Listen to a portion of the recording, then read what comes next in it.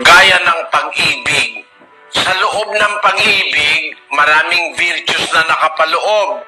Ang pag-ibig, mapagpahinuhod. Ibig sabihin, madaling mapahinuhod.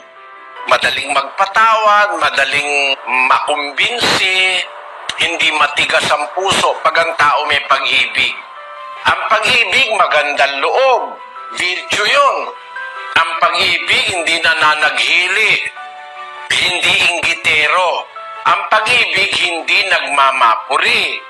Hindi mapagpalalo. Hindi nag-uugaling mahalay. Hindi hinahanap ang kanyang sarili. Hindi nayayamot. Ayon. Yung kasing mayayamutin, magagalitin yon. Hindi mahinahon ang pag-iisip nun. Ang taong magagalitin, hindi mahinahon